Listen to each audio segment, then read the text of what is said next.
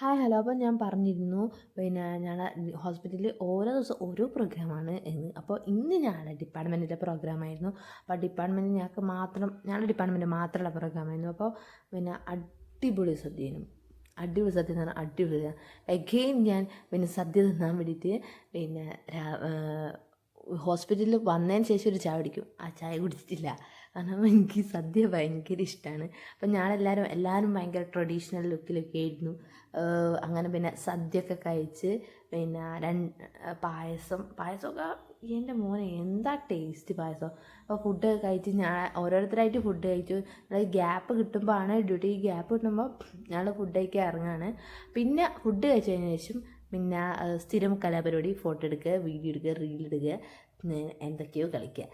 ഇത് തന്നെയാണ് സ്ഥിരം പരിപാടി. നമ്മൾ മെയിൻ സ്ഥിരം പരിപാടി ഏതാണല്ലോ, വീഡിയോ എടുക്കുന്നു, ഫോട്ടോ എടുക്കുന്നു, എന്തൊക്കെയോ കാണിക്കുന്നു.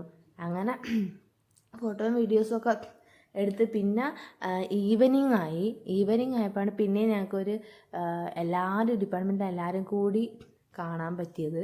അങ്ങനെ എല്ലാവരും കൂടി വന്ന് പിന്നെ ഞങ്ങൾ റീലിന് പ്രാക്ടീസ് ചെയ്യാൻ തുടങ്ങി. പിന്നെ പ്രാക്ടീസ് ചെയ്ത് റീലൊക്കെ എടുത്ത് പിന്നെ ഫോട്ടോസ് എടുത്ത് എല്ലാവരും ഉണ്ടായിരുന്നു. പിന്നെ ഡിപ്പാർട്ട്മെൻറ്റ് മൊത്തം ആൾക്കാരുണ്ടായിരുന്നു. അപ്പോൾ നല്ല